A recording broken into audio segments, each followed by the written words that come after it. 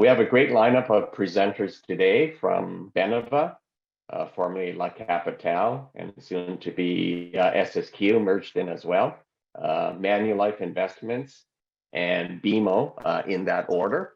Each session will run about 25 to 30 minutes. So today we're focusing on ESG, environmental, social, and governance mandates. And they're synonymously also known as or referred to as RI or responsible investing. Now, when the life insurance industry followed the mutual fund and securities industry by offering ESG funds, it dawned upon our team that segregated funds and ESG really go hand in hand. Reason being, many senior clients, investors, as well as affluent investors, they have a lot of interest in ESG today. They've done well, and they're looking at ways to give back and do good via their investment portfolios. So combining segregated funds with all the unique features of seg funds with ESG in this demographic, it fits really, really well. Also, inflows into ESG funds have outpaced expectations and many other sectors. However, ESG and RI funds are not all created or managed equally, and today you will hear why. So it's my pleasure to introduce our first speakers from Beneva. Martin Charles Ranello is a Wealth Sales Director since October 2018 in the Montreal region. He has been in the business since 2011. He works with strategies, training, industry best practices, and capital market trends and outlook, while maintaining great relationships with the advisors he works with. Martin Charles is a former investment advisor. He spent time as a mutual fund rep prior to joining Beneva. He holds a Bachelor of Commerce degree from Concordia University and is a chartered financial analyst, a CFA charter holder. We have Matthew To here today with us as well from Beneva. He's the sales director in BC, responsible for promoting investment solutions within the MGA brokerage channel. Prior to joining Beneva, he worked as a financial analyst in Shanghai and an inside wholesaler for another Canadian life insurance company. He resides in Langley, BC with his growing family. Matthew graduated with a Bachelor of Business Admin from Simon Fraser University and is also a CFA charter holder. Now, last year, the CFA Institute wrote an extensive report on ESG and RI investing, and that's what prompted us to start a review of the ESG offerings in the seg fund landscape. And their title today is quite fitting. Drain the Swamp of Greenwash. Please join me in welcoming Matthew To and Martin Charles Ranello to this stage. Over to you, fine gentlemen, and thank you once again for joining us. Thank you for the introduction, Alex. So I'll proceed with sharing my screen. Thank you, everybody from IDC, for joining us today. Today we'll be talking about ESG and the pervasive greenwashing that is occurring in the industry, and the measures that are being taken by various organizations like the CFA to combat this wave of greenwashing that we are seeing.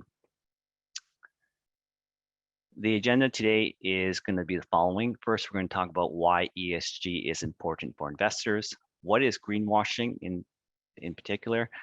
The current ESG landscape, and then we're going to be going over the global CFA ESG disclosure standards that were released in November of last year. And then Martin will be covering the ESG fund lineup from Beneva. So what is ESG? So if you break it down, ESG stands for environmental, social, and governance factors. And ESG investing is essentially a list of factors that you see here that go along with financial factors, such as, if you're looking at the balance sheet or the income statement and so forth to make investment decisions. Now ESG is accompanying that in order to help you make better financial decisions. And this really goes to the idea of investing in corporations that focus on the triple bottom line, which stands for people, profit, and the planet. And the CFA Society is researching this area, and they're finding that non-financial factors are becoming increasingly important in the decision-making process, as they do help you identify material risks and growth opportunities. And when we talk about material risks, there was actually a study done by Societe Generale, which is a French multinational investment bank, that looked at the impact of ESG controversies, and they found that 2/3 of the time, companies with ESG controversies actually underperform the broader market by an average of 12% over a subsequent 2-year period. So ESG definitely is an important factor to consider in the decision-making process for investments. For growth opportunities, there's been an increasing interest in clean energy technology. As you can see, that there's a lot of investments going into, for example, the electrification of vehicles, going into clean energy companies. So this is another area of growth that investors are increasingly becoming interested in. Now, the Paris Agreement is a legally binding international treaty on climate change that was adopted by 196 parties at COP21 on December 12, 2015. And its goal is to help limit global warming to below 2%, preferably to 1.5 degrees Celsius compared to the pre-industrial levels. And the way it operates is, they have these plans that are submitted by participating countries called the nationally determined contributions. And these plans are not, binding, but they are mandatory to contribute on a 5-year basis. And it's recommended to countries in order to help them reduce their greenhouse gas emissions. Now, what happens if the Paris Agreement is not implemented properly? Scientists around the world noted that there would be climate changes that would be fairly deleterious to our planet, including low-lying areas that will become uninhabitable for years to come. 30% of plant and animal species will be extinct by 2070. Food and water will become scarce. Mortality rate will increase. They approximated 250,000 people will die per year from 2030 to 2050. The regions near the equator will become uninhabitable, and there will be massive economic losses. They estimated about $40 billion of the US GDP will be lost with every 4% rise in the temperature. So essentially, this agreement was put in place in order to provide the world a roadmap towards a zero carbon economy. And this will likely heighten the importance of ESG investments moving forward.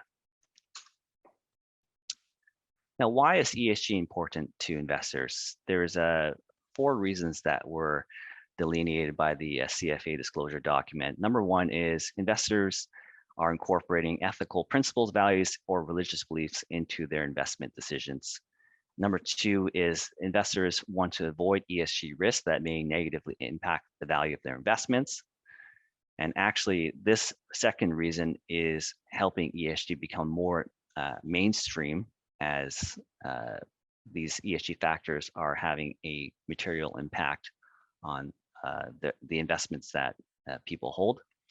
Number 3 is ESG helps you mitigate the negative impacts of investments on the environment and other people. So investors that are focused on impact investing, that want to invest in companies that have a positive impact on their communities, are investing in ESG for this reason. And number 4 is ESG helps investors contribute wholly or partially to the attainment of specific positive, measurable environmental or social outcomes, which ties back to impact investing.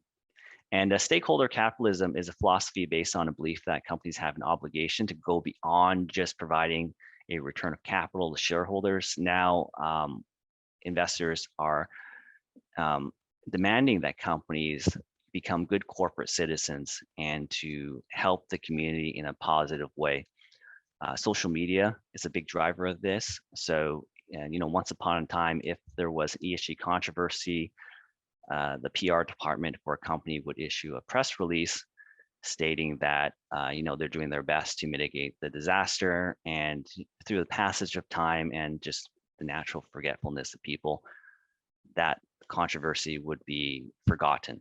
So this is not the case anymore. Social media has allowed people to remember a lot of the controversies that have happened in the past.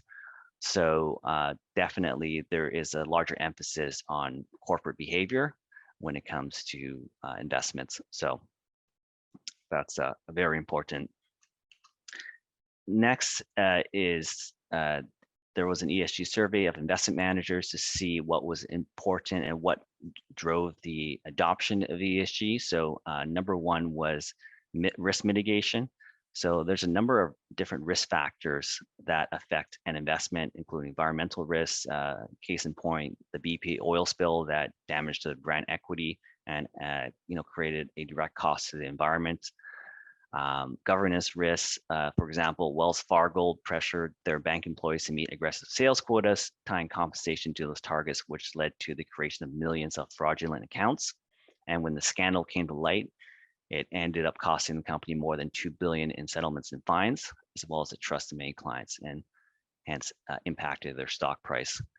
Number three is social risks. So human capital is becoming increasingly important for firms. In fact, last I checked, 90% of the value of the S&P 500 was driven by intangible assets, and a large part of that would be human capital.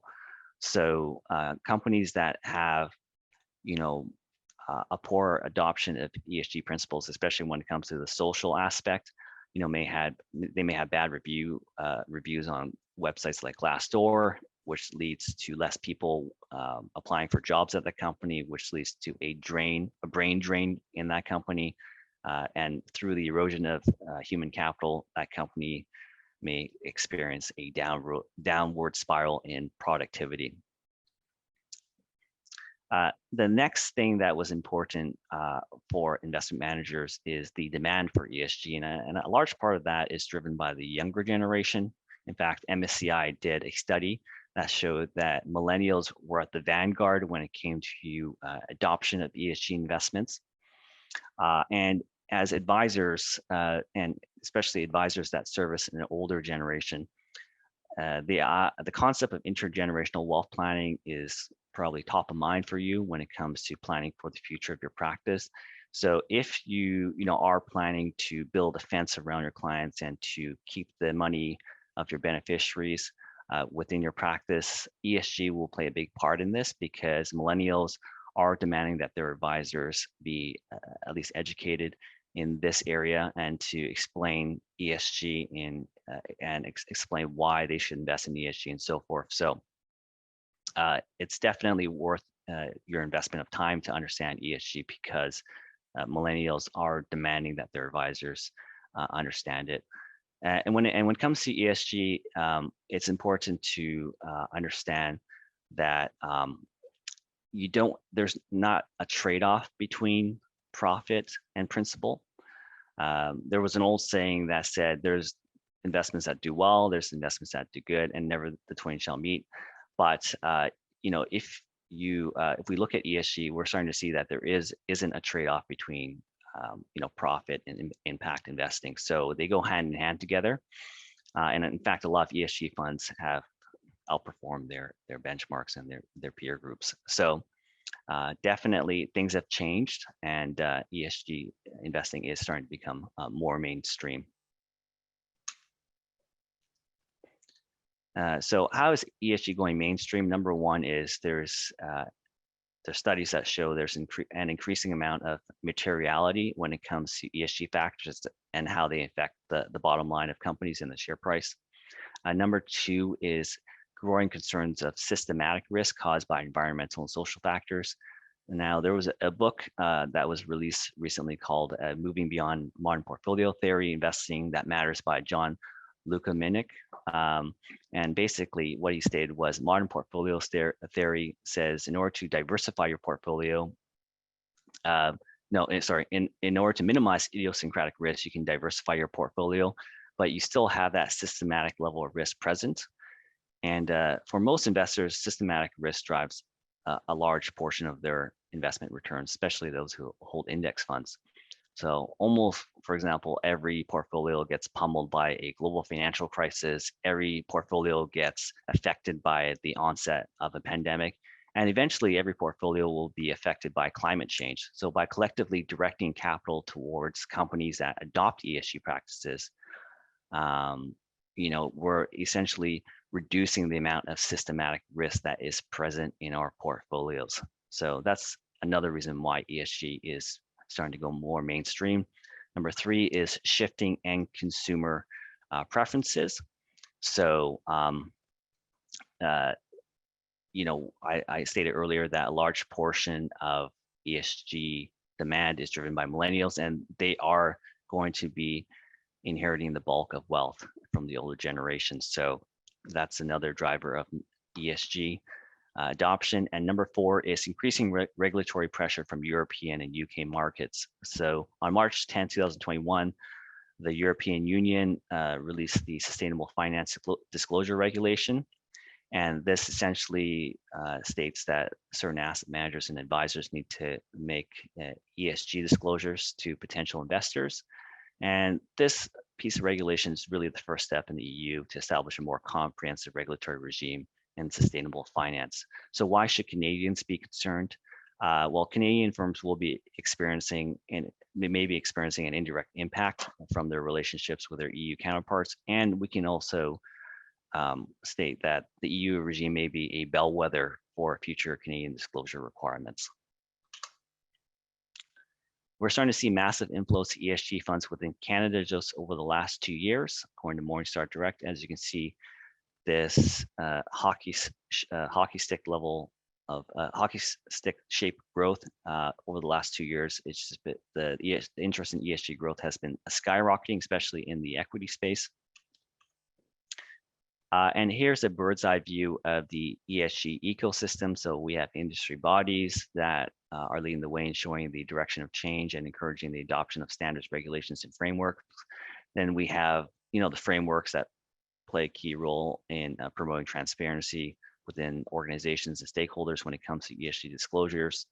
Then we have the rating agencies that are helping investors interpret ESG data and to rate them and stack them so that they can make decisions when it comes to ESG investments. We have company tools for companies to do ESG disclosures, and we have educational resources such as the CFA Institute that is coming up with frameworks to help investors make more informed decisions when it comes to ESG investments.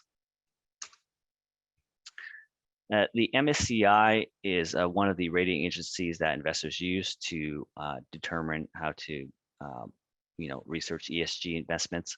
So, with advances in AI and data mining technology, the Msci is starting to collect a lot of alternative data that allows them to gather a much more clear picture on a company's ESG risk.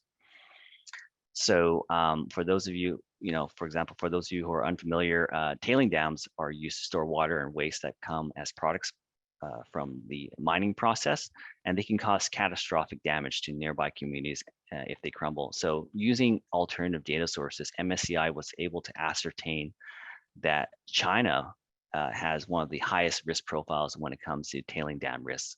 And you're not going to see this in the voluntary disclosure documents from Chinese companies, but you can piece it together once you're able to get your hands on alternative data sources. So that's one of the strengths that Msci is championing right now when it comes to their ESG technology. And here are the most popular rating agencies at the moment. We got Msci ESG Research.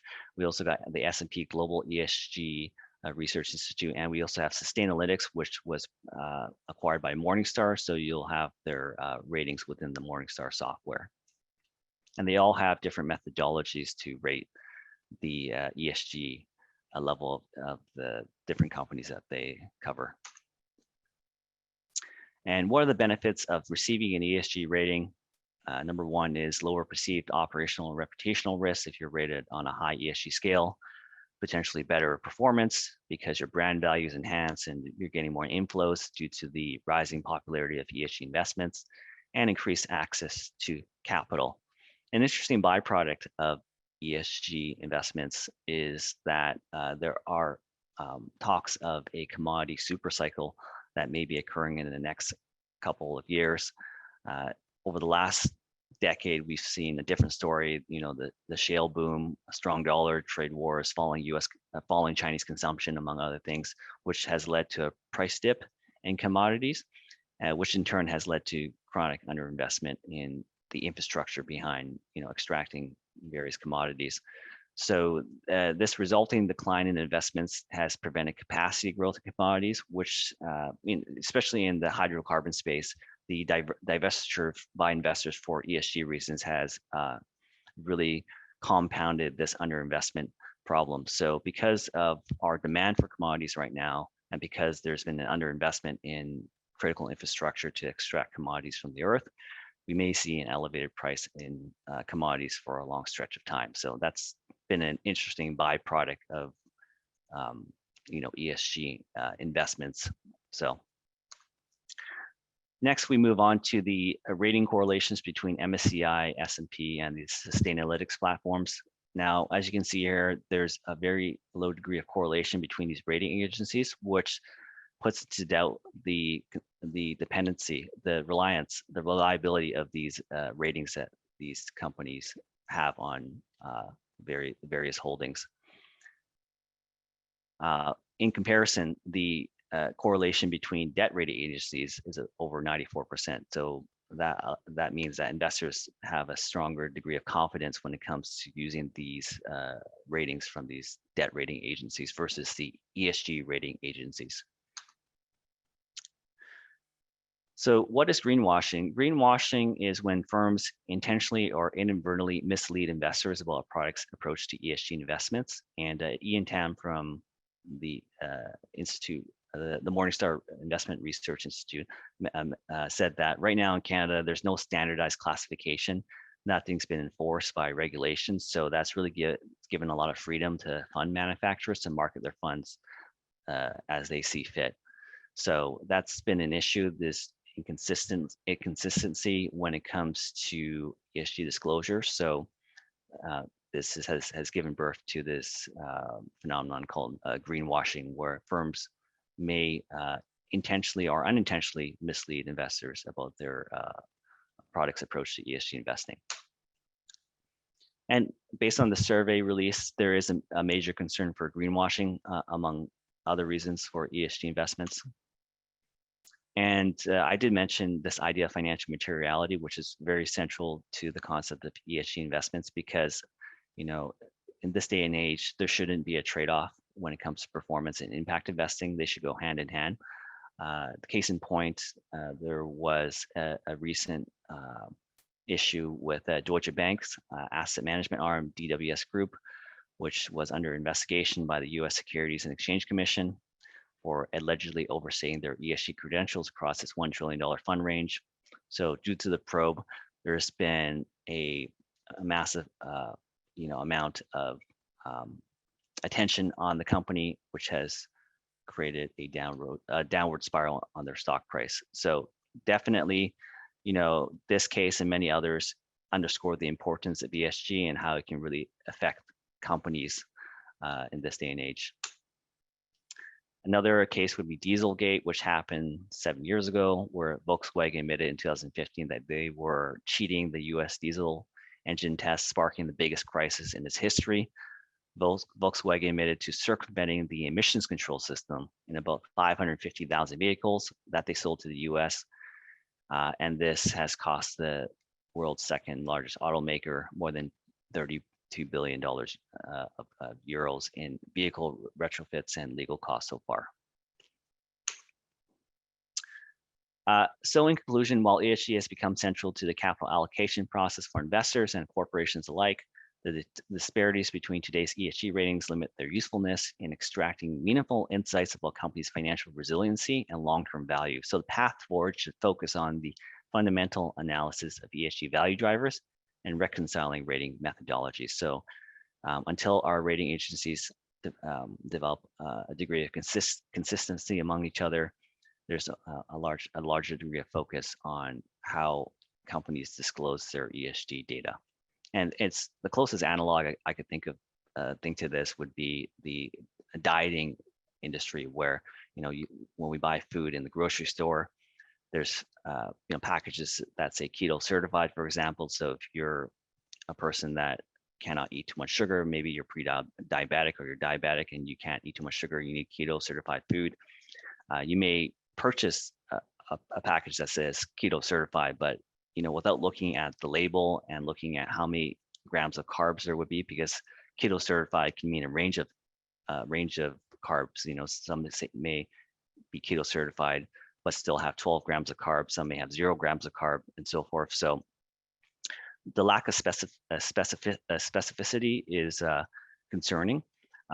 So that's the same with the ESG industry. So now there's an emphasis on disclosure rather than just slapping a label on ESG funds, because everyone has different thresholds when it comes to ESG investments. So the CFA came out with a disclosure document on November 1st, 2021, that essentially allows investors to, allows investment product managers to disclose their products and how they are addressing ESG issues in a more standardized fashion. It's developed to be more transparent to help investors make more informed decisions when it comes to ESG investments. It was developed to address greenwashing, which investors are facing, and to help investors understand their investment products and to compare them to other products that incorporate ESG approaches. Along with the disclosure format, there will be verification as well, which would give investors a greater degree of confidence in the ESG disclosures of the different asset managers.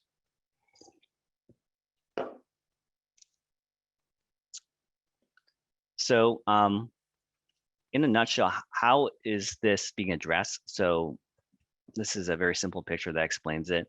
In the current state of things, we have investment managers, the fund companies, and we have investors. And investors are asking, how are ESG issues being considered in the product's objectives, investment process, and the stewardship activities? And investment managers are asking, how can we explain the various ESG approaches that we've incorporated into our products? So there's this gap right now, a communication gap that the CFA sees, where a number of things are stopping the investment managers from communicating to investors in a clear fashion, such as the terminology that's being used, the assumptions that are being used, and there may be an element of greenwashing in there as well. So the solution is, according to the CFA, is to create a standardized ESG disclosure statement that allows investment managers to communicate their ESG approaches to investors in a much more clear and understandable fashion. So here's an overview of the standards. So you have your table of contents, your appendixes, your ESG terminology, and your strategy disclosures. So there's a number of things that it covers. I won't cover all of it due to the time limit that we have today, but for example, it covers the screening criteria, the stewardship activities, the impacts that they're trying to achieve, and so forth. And here's a template of the disclosure. So here's a sample where they talk about their ESG strategy and the time frame that they're implementing the strategy in. And same here for template number 2. Talks about the different strategies that they're employing. And along with ESG disclosures, verification is very important. So once this comes online, well, it is coming online now. Once there's widespread adoption, there will be third-party firms that will offer their services to verify these ESG disclosures, which would create more confidence in these disclosures for investors. So what are the benefits in a nutshell for investors, consultants, and distributors? They can better understand, evaluate, and compare ESG approaches to their competitors. Number 2 is it helps complement and streamline investment manager searches, product selection, due diligence, governance reporting, and record-keeping processes. So just makes the process a lot more frictionless.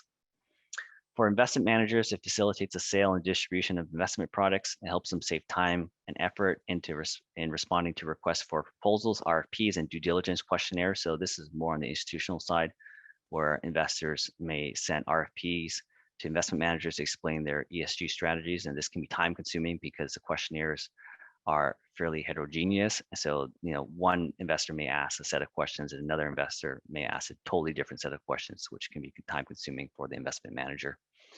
Reduce legal and compliance risks and enhance the investment manager's brand. So what's the application? All ESG approaches, so ESG integration, screening, impact, thematic, best-in-class, proxy voting, and engagement. So this covers all vehicles, ETF, pooled funds, SMAs, partnerships, and contracts, all asset classes in the capital markets, equities, fixed income, real estate, infrastructure, commodities, derivatives, public and private markets, and multi-asset class funds, and also all markets, so independent of policy objectives. It's compatible with disclosure regulations and it's compatible with naming and labeling rules. So they try to be agnostic when it comes to labeling. Now, one of the questions that comes up is the conflict that I may have with existing regulations, such as the SFDR, which, if you recall from earlier, is the regulation from the European Union when it comes to sustainable finance disclosures. So there's a couple of differences. Number one is the geographical reach is meant to be global for the CFA, whereas regulation tends to be more localized. And number two is the CFA just requires that you make an initial disclosure, whereas regulatory bodies may require a periodic reporting from these different companies. So the scope of the disclosures would be different. So that's how the CFA sort of reconciles their disclosure requirements with the existing regulatory bodies in various countries.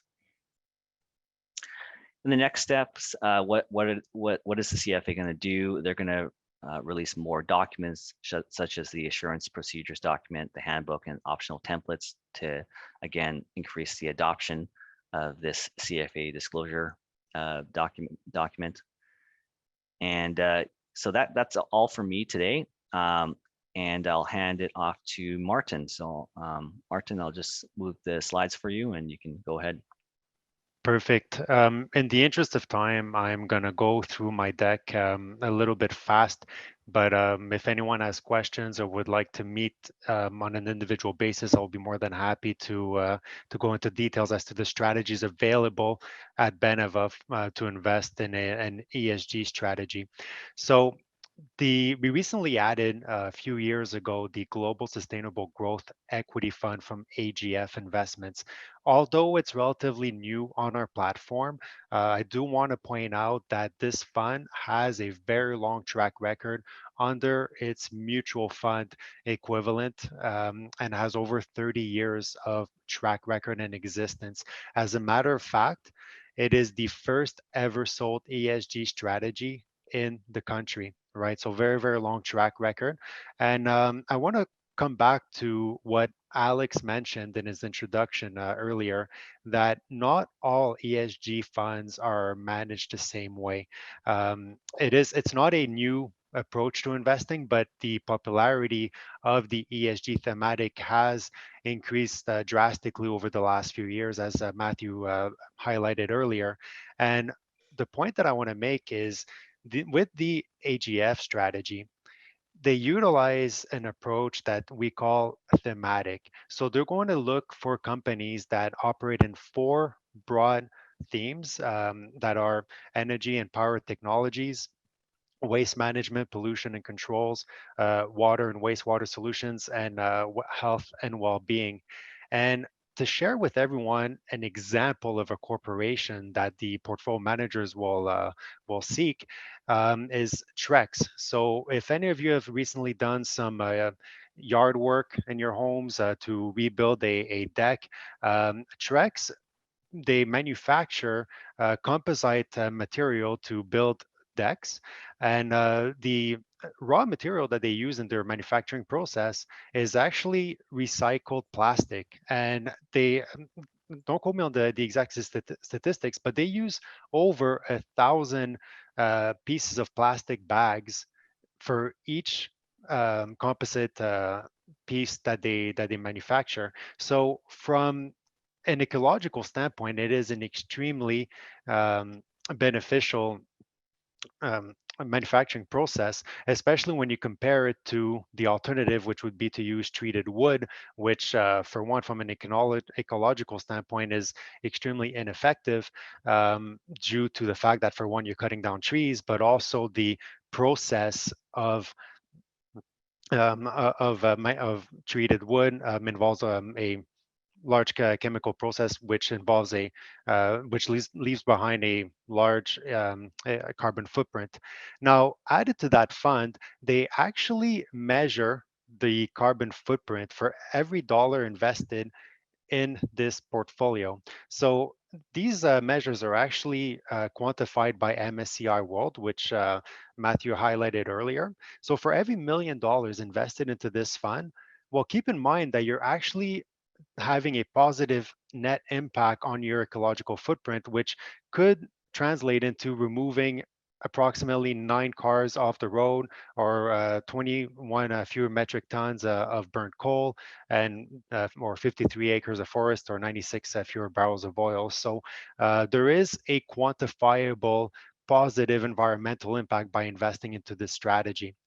As mentioned earlier, not ESG is managed the same way, right? And the question I like to ask when I present this fund to advisors is, well, can you find in an ESG strategy a fossil fuel company?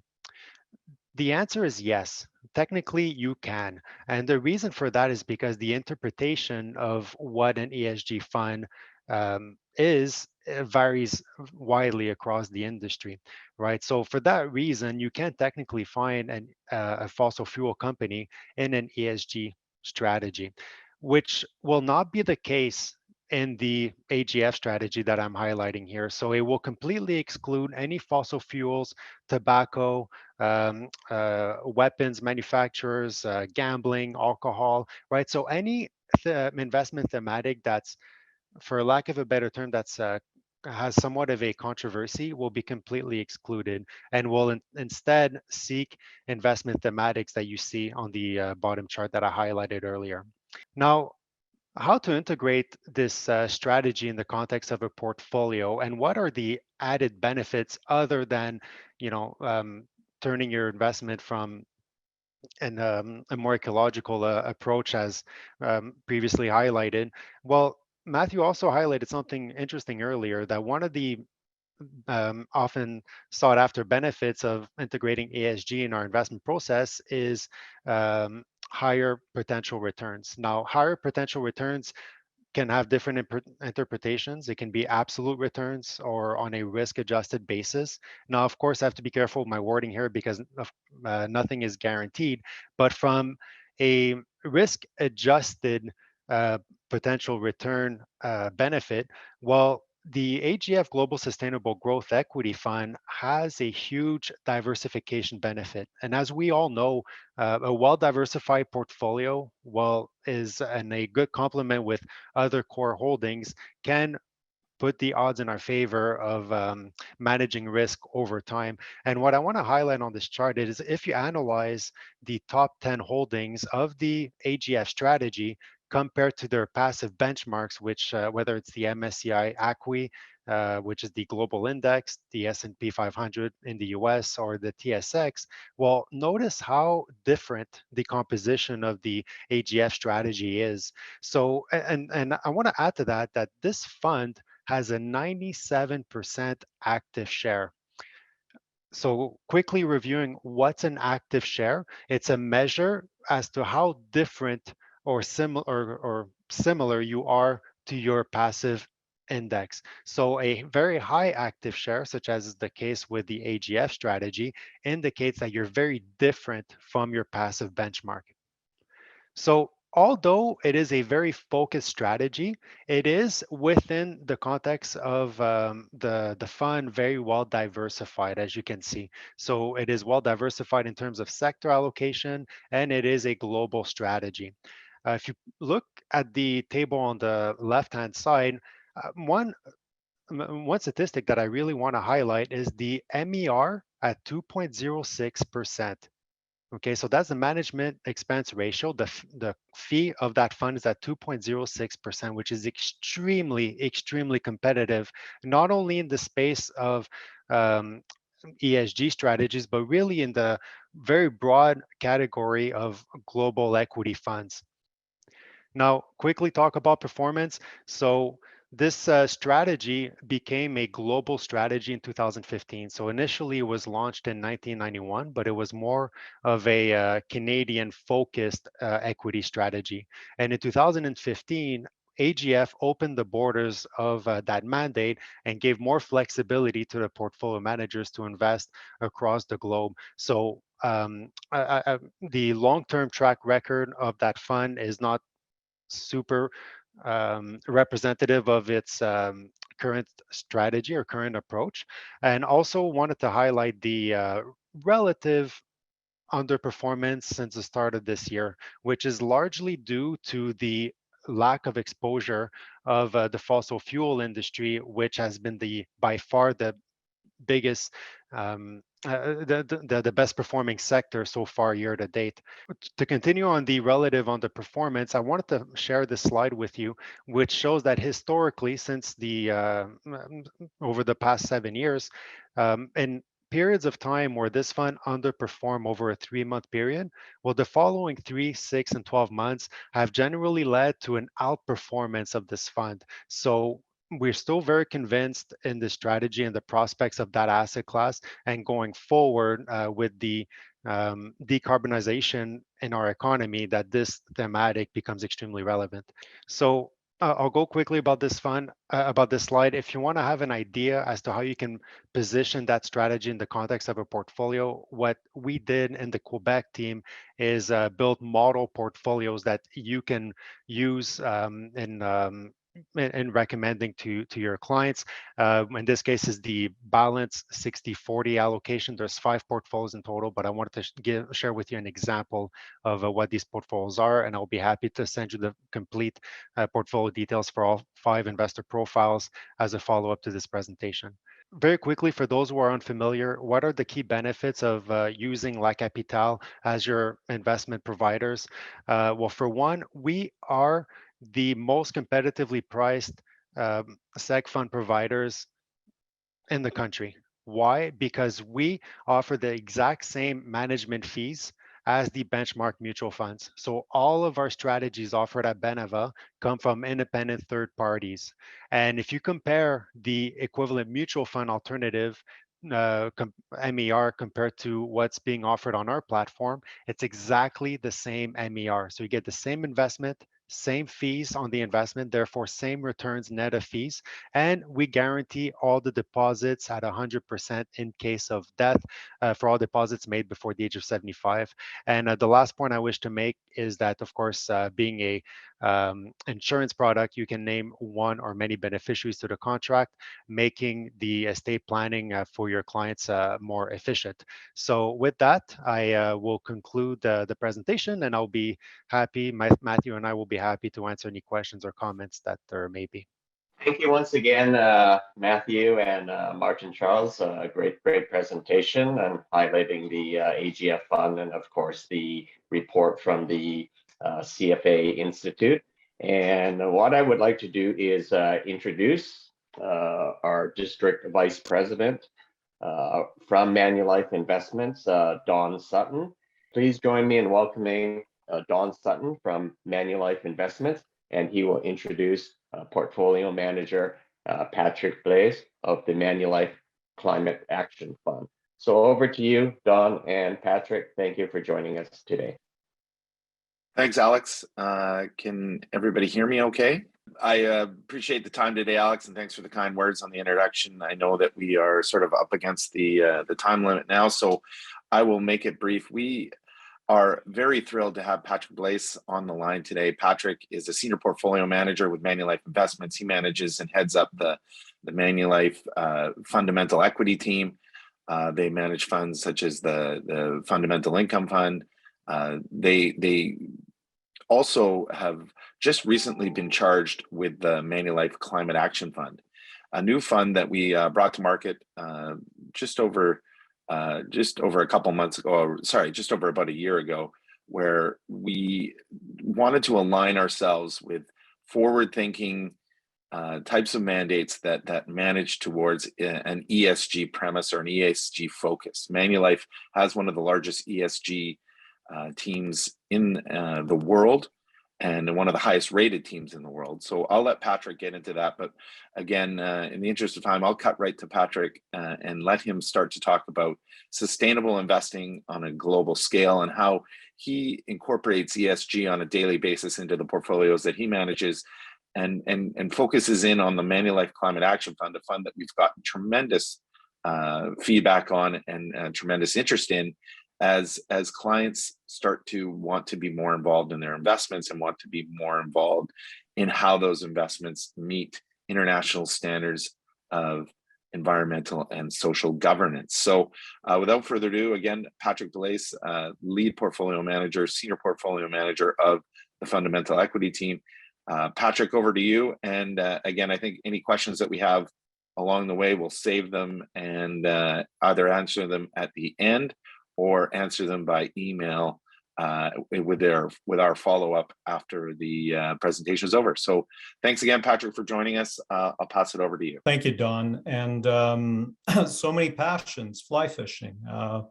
You'll have to teach me. As a portfolio manager, the only passion I have is managing money, and over the last 10 years, integrating ESG. But hopefully one day I can join Don on some fly fishing trip. So let's get right into it in the interest of time.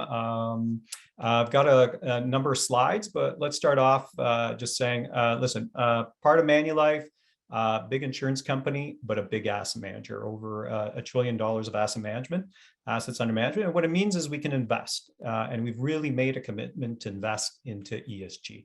ESG for us means really focusing on sustainability, being responsible stewards, really trying to look ahead and see where the social trends are going, and trying, for lack of a better word, do good.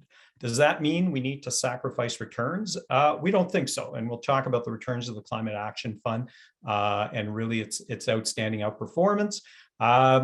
Why can we say that? We can say that because ESG, meaning we look at environmental, social, corporate governance factor, is we're looking at long-term trends. And as analysts, fundamental analysts, that's important to us because it's going to influence the direction of the companies.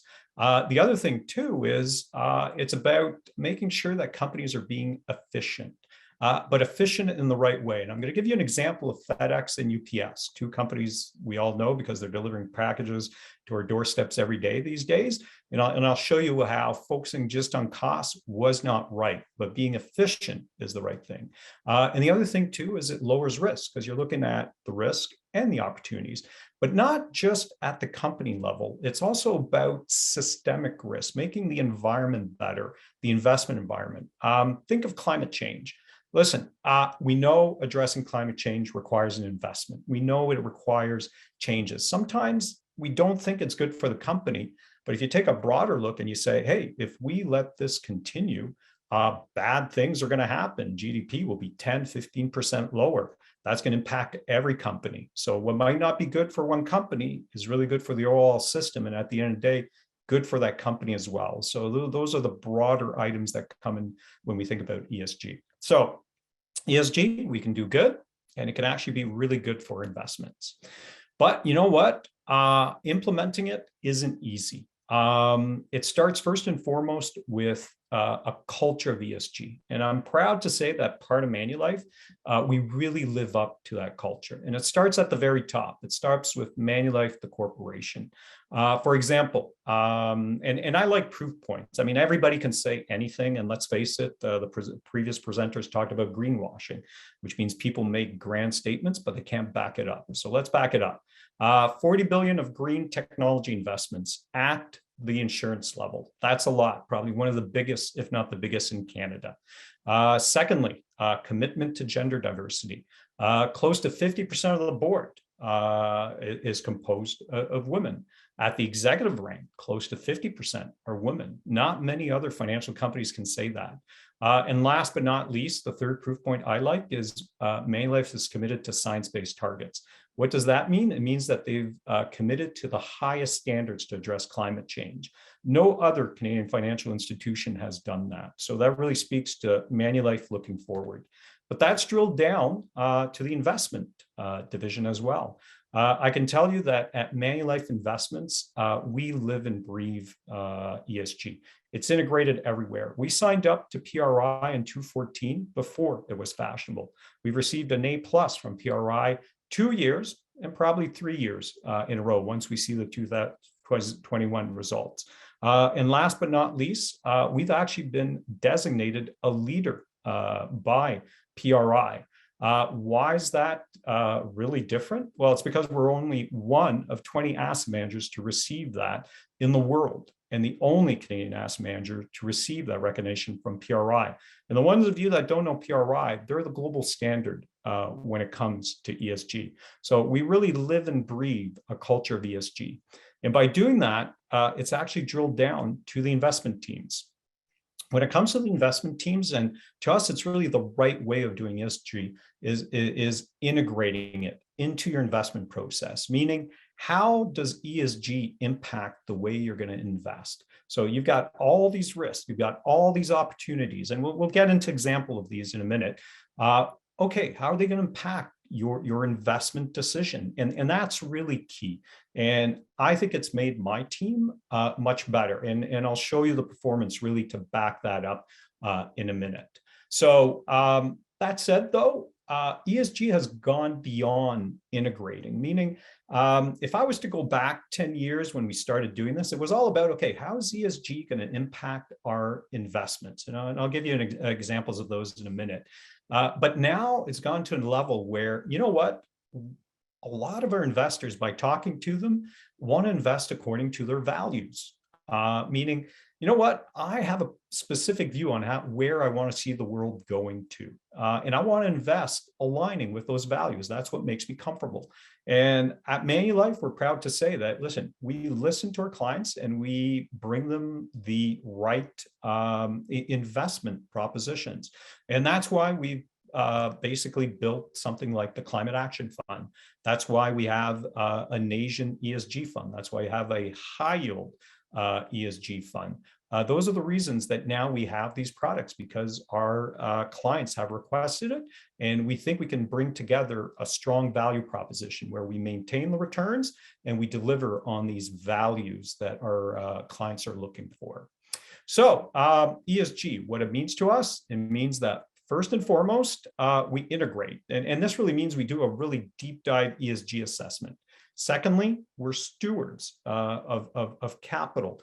And that really means like focused on outcomes. And thirdly, we collaborate, because remember, I told you about, sometimes the risks are systemic. So you got to get involved beyond just the investing, and you really got to think about the structure of the investing market.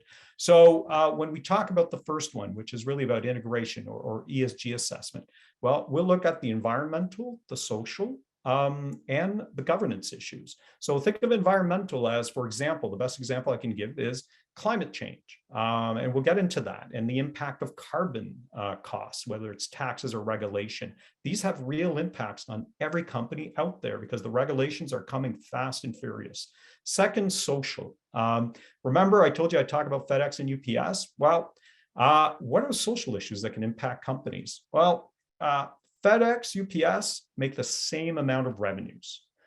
UPS profitability is significantly larger than FedEx. We're talking like 2-3 times larger. And yet FedEx pays its employees significantly less. Why is that happening? Because by paying their employees less, a lot of them are leaving. And that's all about retention, having happy employees, content employees. So focusing just on cost can actually lead to bad outcomes. FedEx has been a terrible stock. UPS has been a great stock. So here's where really looking at that social aspect really makes a difference.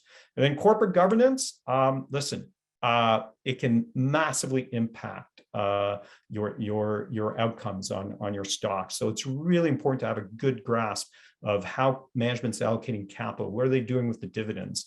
How are they getting paid? And we've lived through that. We actually had an engagement where we talked with the board, had a discussion, and really had a positive outcome and influenced the way they were doing things, to the point where actually that example, part of my team, was actually written up in a CFA PRA handbook on best practices on how to apply ESG and how to engage. And it resulted in a really good outcome where suddenly management was a lot better at allocating capital. So those are the type of impacts you can have and the types of risk and opportunities you have to be looking at. Now, it requires a lot of work to do these assessments. We're lucky at Manulife. We've made the investment. We have a large ESG team, probably one, if not the biggest in Canada. It's over 20 odd, over 10 on the public, over 10 on the private side. And it brings together a lot of the tools that they brought together. From proxy voting to the right data to enabling that data. And just to give you an example, it's not a one glove fits all. When it comes to analyzing the companies and integrating all these risks and doing the analysis of how these risks, these opportunities can impact, it's really different according to the industry, according to the sector, according to the type of company in terms of the geography, the types of risks that they're subject to. And the truth is we developed a lot of good tools to address this, to help the analyst, to partner with an ESG analyst and to analyze this. So we have proprietary handbooks, proprietary tools, proprietary data to really drill into this and do our own work, because that's what you want at the end of the day. I compare ESG analysis to the same as investment analysis. It's bottom up, fundamental, your own work. And that's what we do on the investment side, and that's what I expect on the ESG side. So very quickly, stewardship. What do we mean? We mean, listen, at the end of the day, we're owners of these companies. We have to act like owners. It means we need to influence them. One of the best ways is to actually think about proxy voting. We take proxy voting very seriously because we can have a real impact by voting annually on the shareholder proposals. And we actually, I believe, do this really well. I actually sit on the proxy committee. I know the good work that we do. So we hold ourselves to a very high bar. We don't just hold ourselves to ISS, we hold ourselves to ISS sustainability. So a much higher bar than the average company out there, the average asset manager. And we vote with conviction. I can tell you that on gender diversity issues, we voted 50% of the time against management because we know they can do better. And we know that diversifying it can really bring a lot of benefits to a company.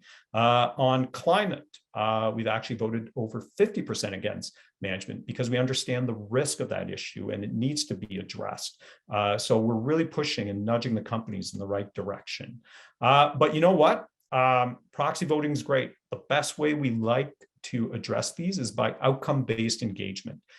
We've done over 1,000 ESG meetings, and a lot of those are based on outcome-based engagement, where because we know these companies and because we have a lot of assets, we know we can influence them. Well, we will communicate that to the company and we expect results. And if not, we can take it to a higher level. We can vote at the proxy against them. We can bring our own shareholder proposal. Those are the influences we can have. And I'm giving you here an example of where we've had a really, really successful outcome where we influenced a company in the right direction. And then when it comes to basically collaboration, we do that well. We're part of a number of organizations out there to really influence, whether it's Climate 100 Plus, whether it's the 30% Canadian diversity outcome. We recently signed up to a task force on how to recognize nature impacts in financial statements. So really passionate about these ESG topics and how they influence the industry. But to be honest, again, what's the proof point? I'll just bring you back to that PRI Leaders Group designation, where we were the only one in Canada to have received it, and only one of 20 asset managers globally to have received it. That recognizes those efforts. So who are the people that brought all of this to you? It's a global ESG team, over 10 individuals, actually 2 new hires that'll be announced imminently in the next few weeks. And we couldn't be prouder to partner with these to bring together these ESG results, but also results that have impacted the investment side. These are just a summary of their accolades. I always like to say, hey, you know, here are the people's, but here's the great accolades they've received from their peers. I do believe, again, this is probably one of the best, if not the best ESG team in Canada. And I'm really proud to be able to work with them and bring this value add to our clients and our partners. So let's get right into the Climate Action Fund. Just in the interest of time, let's just address this. Listen, when they asked me, Patrick, you do ESG well, how would you like to partner with the ESG team? First off, I said, listen, climate, multi-decade secular trend, a risk, but an investment trend. And honestly, probably the biggest challenge we're facing as a generation. I think we all know the issue. Well, thankfully, as investors, we have a part to play. So let's talk about it. So we said, listen, the way we want to structure this is really about having a global fund based on our proven investment approach, the one that's led to a lot of success. We'll take a look at it, but investing in companies that are making a difference, that are positioned for this transition to net zero. Society will force carbon reductions. You want to own companies that are positioned for this. Why? Because they'll be doing their part, but secondly, they're going to benefit from it. And we want to bring it in partnership with that great ESG team that I've talked about. If we can do this, I think we've got a winning proposition. So why do we want to do this? You saw the previous thermometer slide, quite popular. It's all about, listen, the current path, unsustainable. And as was said earlier, a lot of negatives, a lot of bad things are going to happen if we keep on this trend. But the reality is there's a solution out there. It's called the Paris Agreement. But the Paris Agreement is live, it's real. A lot of countries, including Canada, and you're probably very well versed in carbon taxes going up, carbon regulations being imposed, and now we're talking about carbon import taxes. These are having a real impact on every sector and every company out there. But you know what? The solution is there. All we need to do is take existing businesses and decarbonize them, meaning take that carbon out. And if those companies do that, they're going to have a big positive impact on the environment and get the world on a sustainable footing. But not only that, they're going to make their businesses better. And I'll explain that. I guess one proof point that you could point to is that if you had invested in a Paris-aligned index fund, you would have outperformed a traditional benchmark. And that's over the long term. So it goes to show when you apply ESG, even on a value-based, if you choose your right themes, you can actually add value, especially if as your clients actually believe in this theme. It aligns with their values. It aligns with a secular theme that they can benefit for decades to come. So in what type of companies do we invest? Well, first and foremost, we're buying companies that are reducing their carbon footprint. That's what we firstly are really aiming for. Secondly, we're going to round that up by companies that offer green technologies. But you really want to be careful. You don't want to buy speculative green tech names. You really want to buy sound fundamental names. And then thirdly, we want to buy companies that already have low carbon emissions, that don't have too much carbon, because the Paris Agreement, those regulations just keep on getting more and more severe. So you already want a portfolio that's well positioned to absorb those increasing demands on companies to reduce their carbon, to reduce their footprint. And it's going to change the direction of markets, it's going to change the direction of costs. So you already want to be aligned there. And if you own these three types of companies, you will be well positioned. An example would be Microsoft. Microsoft, unbeknownst to probably most of you, is probably one of the best leaders when it comes to climate change. They have a commitment to be net zero in the imminent future. We're talking in a few years. That's way ahead of 2050. But here's the kicker. It's not just good for the environment, it's good for them. Most of you probably know that they offer cloud services. Well, for the typical company, if they move their data servers from in-house to Microsoft's cloud, they will save 95% on their carbon emissions. That's a real impact. And when you think about the Pepsis, the Colgates who have said, listen, we're going to reduce our carbon emissions. Well, one of the things they're looking at is move their servers to the cloud. And that's enhancing Microsoft's business, their value proposition, to the point that if you actually go on their website, you can measure how much carbon you're going to save if you move their business from in-house to their cloud. So just an example of how doing good for the environment is actually good for them. Now we've got two other examples here. One of them is about an electrical vehicle component maker. We like this because, you know what, we don't know which electrical vehicle is going to win out there. Everybody's coming out with a new model. We know Tesla will probably be a winner. We don't know who the other winner is, but we know that these guys, because they're on every platform out there and they're the leader, they're going to win. And best of all, it's not expensive, and it's led to some of our outstanding results in this fund. Thirdly, but not least, companies that offer green tech have science-based targets, but also carbon leaders. I can't think of a better name than Schneider Electric. So they offer electrical components, meaning anything that brings electricity to a building, to a house. And the reality is buildings and houses are responsible for 30–40% of carbon emissions. So by offering these efficient products, they're winning. They're winning market share. They're winning by selling more and more. Their growth rate has actually doubled and tripled. It's doubled and tripled their prospects going forward. So really high quality company, global, established, and just a great business that's benefiting from this trend. Again, good for the environment, good for investors. Okay, let's see just very quickly in 1 minute, just to get us back on track. What's this fund all about? So brought in partnership with the ESG team. I've talked about the ESG team. Let me talk about my investment team. So we've been around more than 10 years. We brought only winning funds. All of our funds are 4 or 5 star.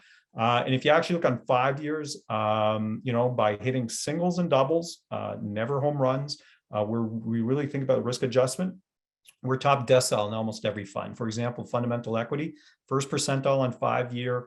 Other names like fundamental dividend, 7th percentile on 5 years. So really good long-term track record across all our funds. But the kicker is they rank good on sustainability. So again, a proof you don't have to give up on returns to deliver good sustainable products. And then our newest fund, the Climate Action Fund, if you actually look at performance in 2021, since inception, it was actually 3rd percentile in that year. And year to date, it's actually holding really well. Even though it doesn't have energy, which has been a big outperformer, it's slightly behind the benchmark. So really it goes to show that on a risk-adjusted basis, you can really build the right fund if you do it well. And I would really, really encourage you to take a look at performance and to take a look at sustainability ratings. They're available on Morningstar, and we'll take a look at that in a sec. So how do we bring this fund together? It's about fundamental analysis. My team does literally bottom up deep dive. We believe in cash. Cash is king. If you want to know more, give us a call. We'll tell you more. But we combine it in partnership with the ESG team, thinking about ESG, climate assessment, as well as engagement. Engagement, very important. And we've brought real changes to companies here, changes that were for the better for the environment and better for investors. Now, what does the fund look like? Well diversified by sector, which is very key to us because we want this fund to be core, to be investable for anybody, and also well diversified geographically, really the best ideas that are out there. Big cap names that you would recognize, but at the end of the day, all climate leaders, meaning companies that are decarbonizing, companies that have green tech, or companies that are low from a carbon emission point of view. And that just makes them better, more sustainable, and gives them a big positive on what's probably the most important trend that's going to happen for the next 20, 30 years. So you can benefit the environment, but also benefit your returns.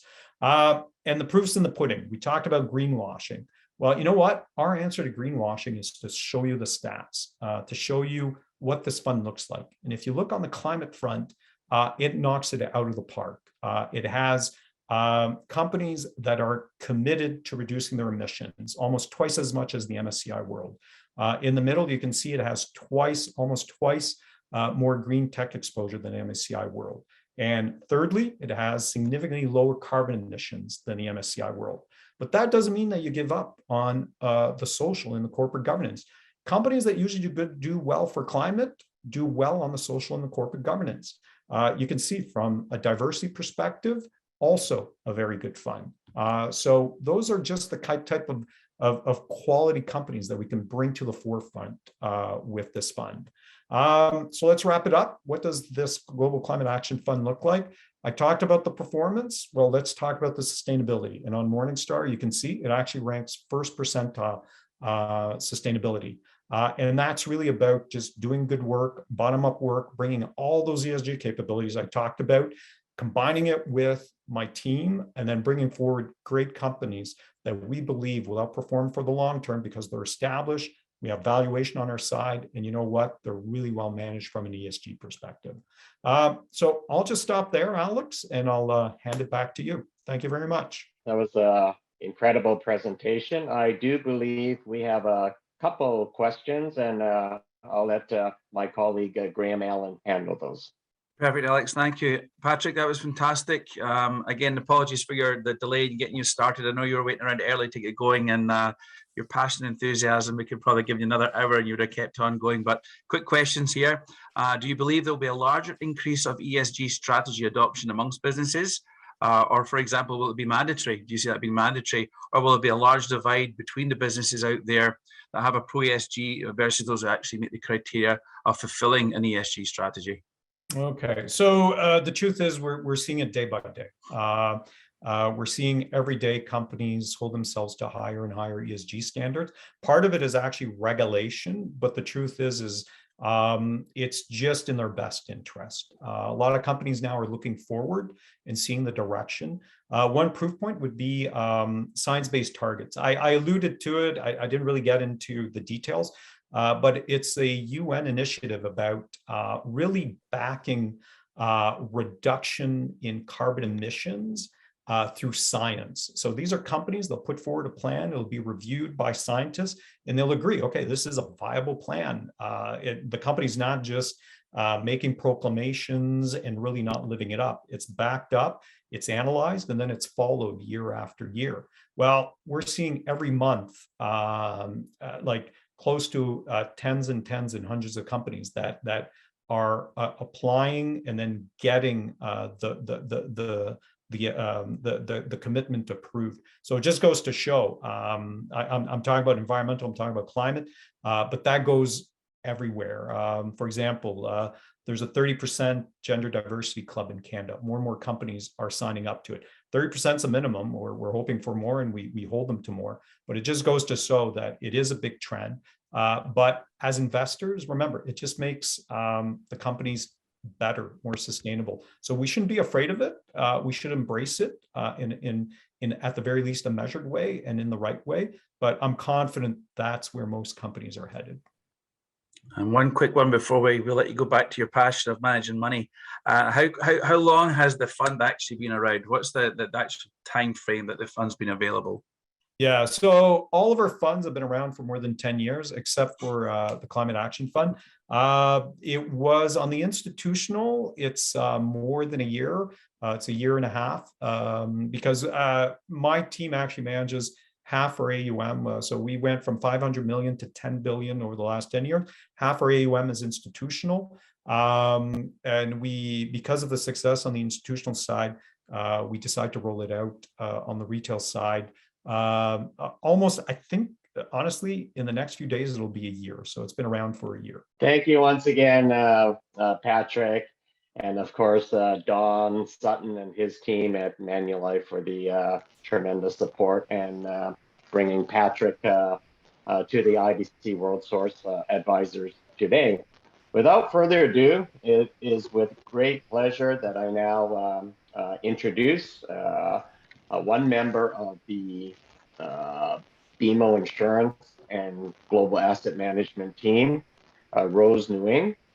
Rose is the Senior Business Development Manager of Segregated Funds for BMO Insurance, covering Western Canada. She has over 20 years experience working in the insurance and investment industry. Her last 15 years were dedicated to working closely with advisors specializing in seg funds area. Rose is very passionate about her work with financial advisors.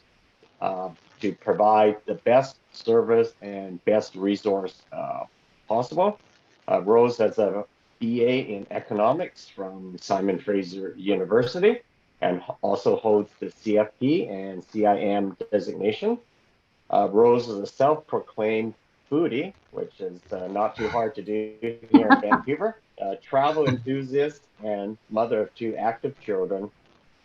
So please join me in welcoming Rose, and Rose will introduce her 2 speakers, Ryan Armstrong, welcome Ryan, and portfolio manager Jennifer So.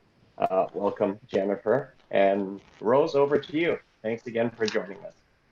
Thank you very much, Alex, Graham, and the IDC WIN team for giving us an opportunity here to present today. Again, my name is Rose Nguyen. I am the Segregated Fund Specialist covering Western Canada.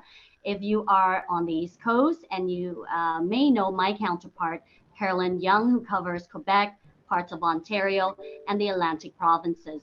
I work closely with your BMO local GAM wholesaler to support advisors in case consultation for our BMO gift lineup. Today, I'm very excited to introduce our 2 speakers, Ryan Armstrong and Jennifer So. Ryan is the VP Regional Sales for BC. He has been with BMO GAM for over 13 years, working with advisors like yourself in the growth of their wealth business. Our next speaker is Jennifer So, who has joined BMO Asset Management Incorporated since September of 2015. She is a portfolio manager and a specialist in the ESG and responsible investing space. Jennifer has spent a decade at a Canadian bank with experience in investment banking, research, and institutional sales. In addition, she has a further 7 years as a chartered accountant at one of the big 4 accounting firms and teaching undergraduate finance at a Canadian university. Jennifer has her Bachelor of Commerce from the University of Toronto and is a CFA, charter holder, CA, and CPA. The funds that she directly manages are the BMO Sustainable Opportunities Canadian Equity Fund and the BMO Women in Leadership Fund. So with that, I'll pass it over to Ryan. Ryan, go ahead. Thank you, Rose. And today's session is focused around an exciting theme on the green revolution.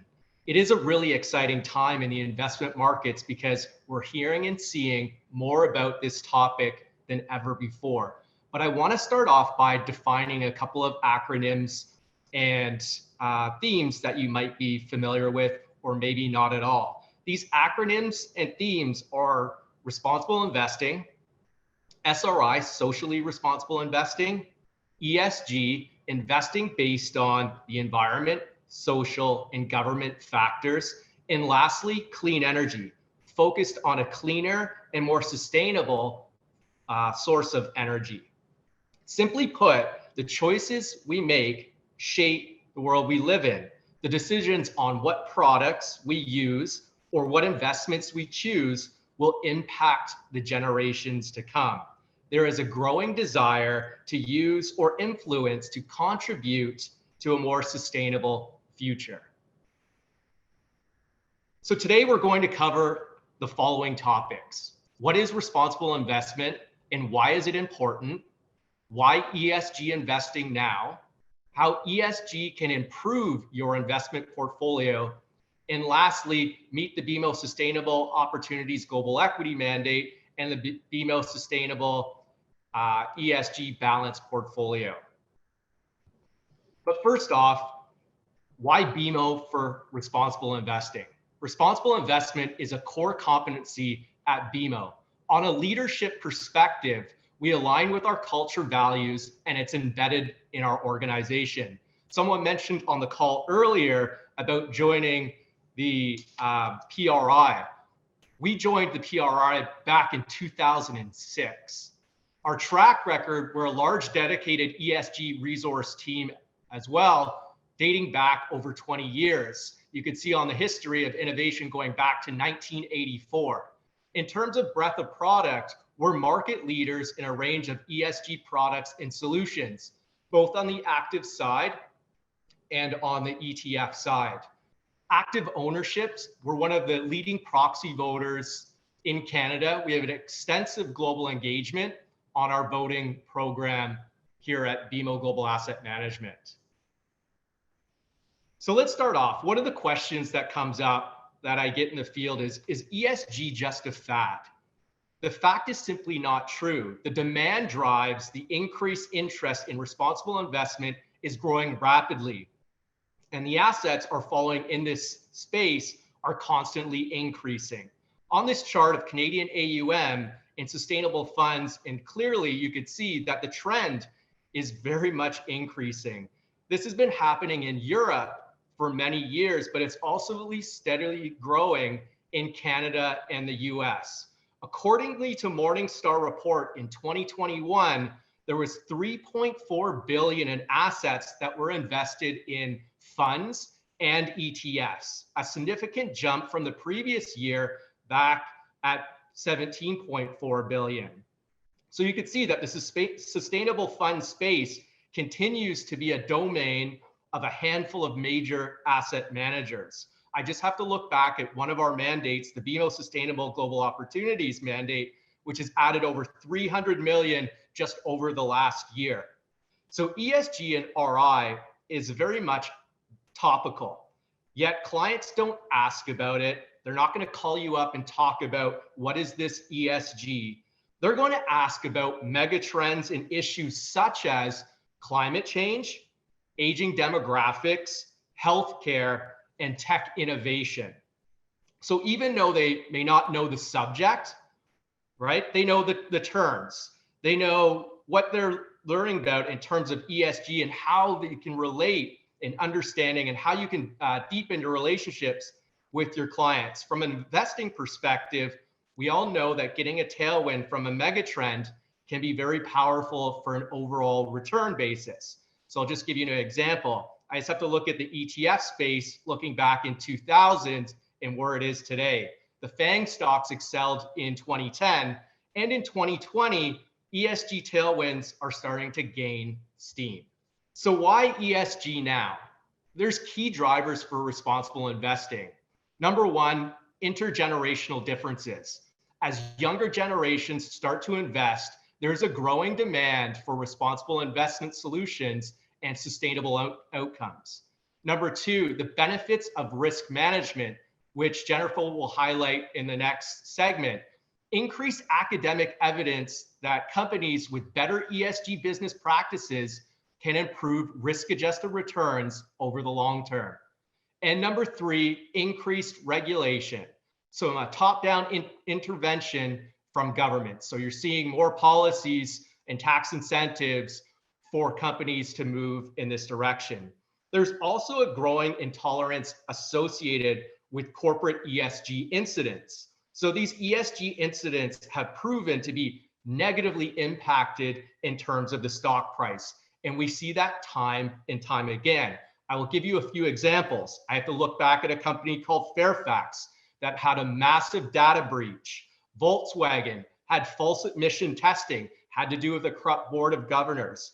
Number three, Valiant had inflated drug prices, and BP had its oil spills continuing, and the list goes on. I think it's almost the worst nightmare for a portfolio manager to get up in the morning and realize that their stock price have dropped 40% because of one of these issues that are out there. Investors like you are also getting more interested in sustainable investing.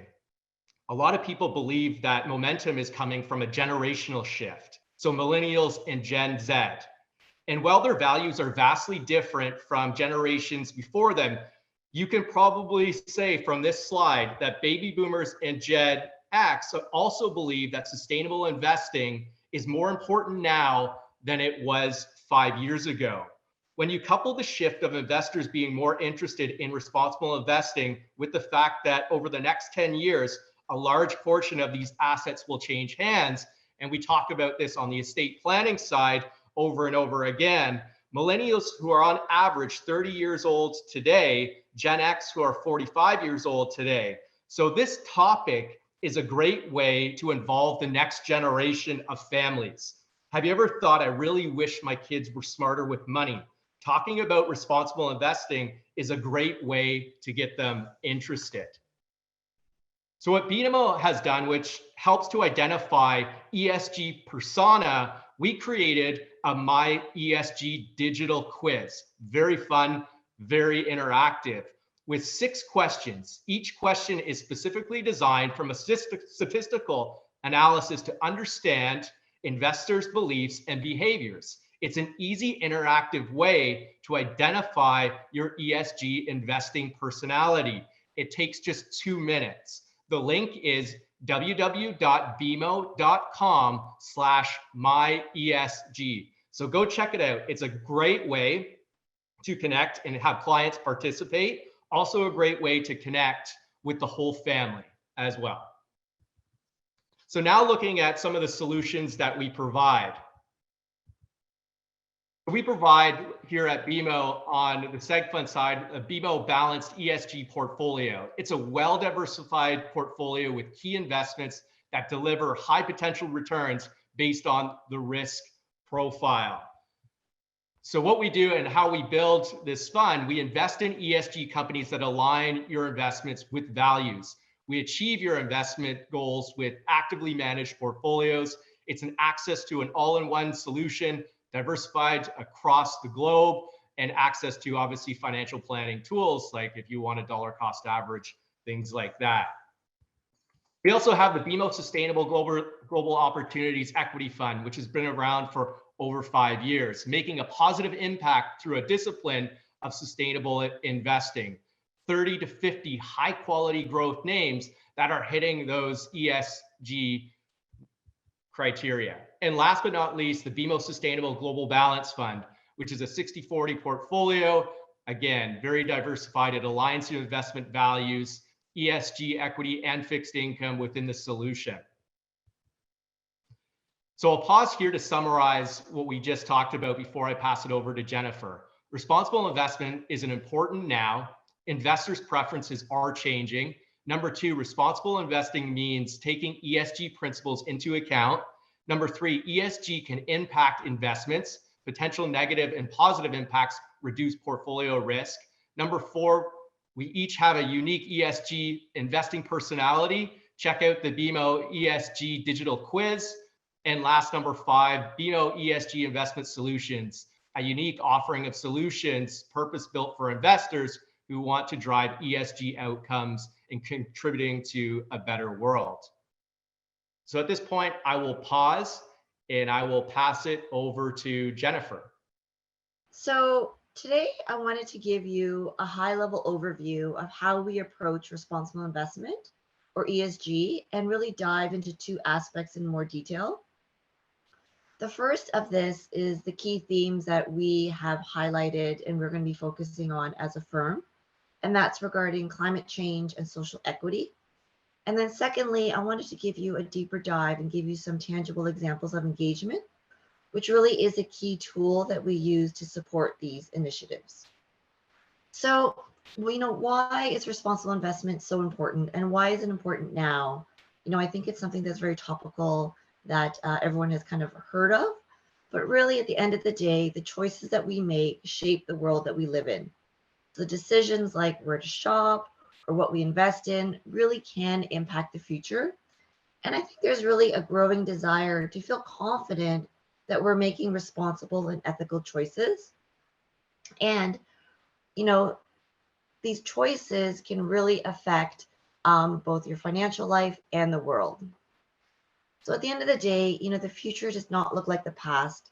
And you can open up the paper and you see lots of headlines of, the changes and challenges that we're facing, from climate change with wildfires raging every summer to mass migration, due to war-torn countries like Ukraine, and then exploitation of workers in some places, which, have led to high-profile accidents. Like there was an incident in Bangladesh a couple of years ago.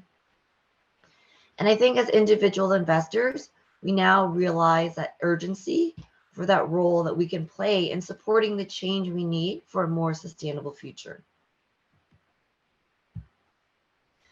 So just quickly, let's just define what responsible responsible investment and ESG is? So the United Nations says that it is an approach to investing that incorporates environmental, social, and governance considerations into the investment process. At the end of the day, we want to better manage risk and generate sustainable long-term returns. Definitely a mouthful, but to break it down, as investors, we want to analyze how the company conducts themselves in ESG factors, because think of social license, ability to operate, ability to attract and retain talent. And, that big kind of elephant in the room is companies being charged for negative externalities, which will have an impact on a firm's earnings. So the biggest one that we can see today is that carbon pricing. So carbon wasn't being charged before. In some jurisdictions, is starting to be a real tangible financial impact. So some other examples of environmental factors include how much carbon is emitted by a company, how much water is used. Example of social measures, health and safety is top of the list. Employee turnover, the number of open positions, and those all speak to the company's ability to attract and retain talent, which is even more important in this environment today, where there is a huge war out there for talent. And then last but not least are governance attributes, which are also very important. Oversight and accountability of issues like especially executive compensation, cybersecurity, and other risks are really critical to being able to understand your companies and across sectors. So I hear lots of common myths from both clients and I read it in the media, and I'm going to address a couple of them today. So one is, doesn't responsible investment mean ethical investment? In actuality, there are several different investing styles, just like there are several different styles in traditional investing. So as an investor or a client, it's really important to make sure that the definition of the fund or strategy that you want is what you're actually looking for. Second, is ESG just a niche style of investing or a passing trend? For institutional investors like pension funds or endowments, ESG absolutely is table stakes today and is a huge source of AUM growth. It's absolutely required if you want to do business. So ESG investing is here to stay and is not going away. I would say in the retail channel, it is just starting to gain traction. And I think it's really important for you to be proactive and ask your clients if you're interested. And then the biggest pushback that I probably hear is, I don't want to sacrifice returns to be a responsible investor. And I think that over time, as we go through multiple cycles, investors will come around to the view that they don't need to sacrifice returns. We saw this very clearly in 2020 in the large drawdown at the beginning of the pandemic, where in fact, responsible investment funds outperformed their indices. So there are multiple ways to invest, whether you call it responsible investing, sustainable, ESG investing. It's basically just a broad umbrella term under which there's a variety of investment approaches. It's a little confusing, but if you think of traditional investing, there's also a wide range of approaches. You've got fundamental, quant, active, passive, growth, value. You get the picture. So under the umbrella term of responsible investing, there's also a broad range of approaches, and it can be basically summarized into these. So first off, exclusionary. So the prime example is no fossil fuels or ethical exclusions such as weapons or firearms. Next up would be inclusionary or ESG integration. And this approach analyzes ESG factors that can be indications of risk or opportunity. And this is the largest bucket with about 3 trillion of AUM in Canada today. Inclusionary can also include a positive screen, such as investing in companies with best-in-class ESG attributes, or thematic, such as diversity, such as women in leadership. And then the last category, which would be impact strategies, which focus on both financial and social returns. So now that I walked through what responsible investment means and the different types of investment strategies, I'm going to highlight how we at BMO, with our dedicated responsible investment team, really approaches it. So first off, we aim to provide thought leadership by helping to shape policy by publishing our views on emerging issues, and you can check out our many white papers on our website. And the next is active ownership, where we have candid discussions with companies to encourage them to improve on ESG metrics and follow up with proxy voting. And then our funds and solutions, which use ESG integration, and Ryan did a great job at summarizing some of the ones that are available to you guys today. So as a firm, we've identified two core systematic issues, which are climate change and social equality. Climate action really is the defining issue of our time, and in order to transition to a lower carbon economy requires significant improvement in a number of areas that are frankly really tough to solve and have a multitude of second and third order effects and are going to require a significant amount of capital and technology to advance. So one initiative I'll call out is attaining to net zero emissions, which means companies reducing their carbon footprint over time, and as investors, encouraging companies to do so in a collaborative manner. Nobody wants to put companies out of business, but we want them to be thoughtful in their approach to transition. And the other cornerstone of our focus is social equality. Growing inequality threatens stability. We saw that during the pandemic, and quite frankly, we're maybe on the cusp of that with energy insecurity around the world and with potential food issues. As investors, we can influence the dynamics that fuel inequality by demanding more fair and just business practices based on advancing DE&I, or diversity, human rights, and respect for people. And this can be translated into ensuring fair hiring practices and a just transition. So how do we actually affect change? And the answer is really 4 tools. We have got engagement, proxy voting, industry collaboration, and policy advocacy. And I'm going to focus on engagement and proxy voting. So in order to have effective engagement, you really need to understand the ESG issues, understand how they tie to fundamental issues, and you need long-term relationships with companies and access to the management. Generally, we work one-on-one with companies through regular meetings and meetings with the board. And sometimes, in order to magnify our efforts, we also collaborate with like-minded organizations, such as a 30% Club, which is focused on diversity, or Climate Action 100, which is focused on energy transition. And then in terms of proxy voting, our voting record is pretty progressive, with 25% of votes against management, and we publish our votes in order to be very transparent. I've listed on this page a couple of recent engagements.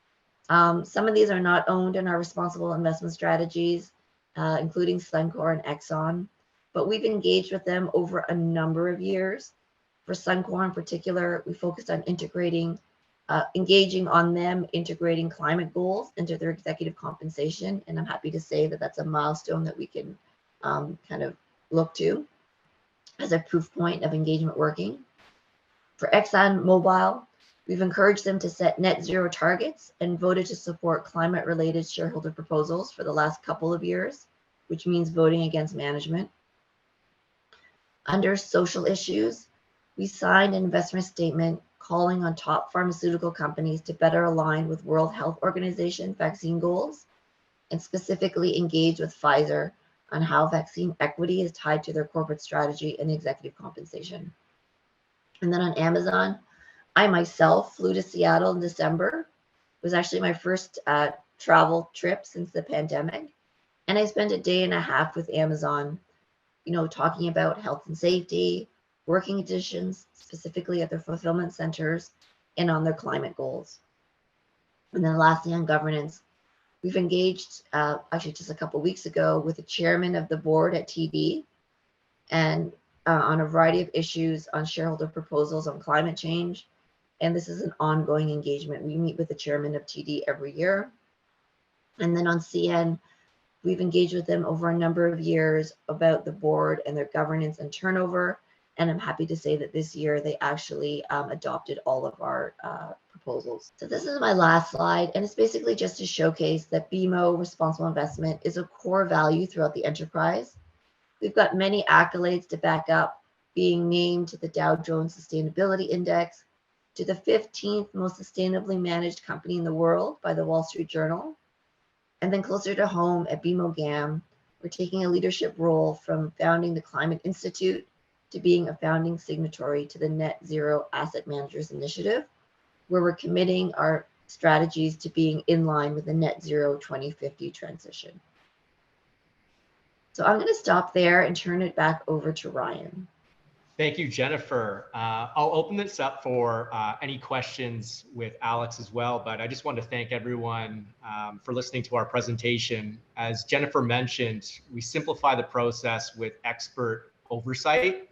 Lastly, all of our BMO gift solutions are well priced and represent an excellent combination of quality investment management blended with the guarantees to meet your clients' needs. So with that, I will pass it over to Alex to see if there's any questions on the line. Actually, there was a question that came up, so I believe Graham's going to handle that. So thanks again, Ryan, Rose, and Jennifer. Thank you, Jennifer. Yeah, just one question here for you. How is the crypto industry aligned with ESG? Any comments on that? So for our firm, crypto is not aligned with ESG for a number of reasons. First off, there are people out there that use crypto to kind of hide their activities. So I think that it is, from a know your client and transparency point of view, it's difficult to get behind it. And the other thing would be that it's hugely energy intensive. But really, that crypto being used in a nefarious way to be able to hide your illegal activities is one of the key reasons why crypto for us is not ESG. Perfect, thank you. That's it. Nothing else for me to add. Actually, I believe there was one more, maybe this one for Rose. On the mandates that Jennifer manages, so which ones are available as segregated funds? Great question. So Jennifer, we brought Jennifer on as a PM here. She does manage the two funds, which is available for dual license advisors on the mutual fund side, Women in Leadership Fund, as well as the Sustainable Opportunities Canadian Equity Fund. Again, those are available on the mutual funds. The ones that Ryan had highlighted, which was the Sustainable Global Equity, that's available on the seg fund lineup, and it is available in the 75-100. I would encourage you to definitely take a look at that. It's full equity mandate, and of course we've got a number of different balanced versions of the ESG equivalent funds in all of our mandates, including the 100-100, which has the automatic monthly resets. And of course, for those of you who are on here, a key cornerstone of seg funds is the guarantees and the resets.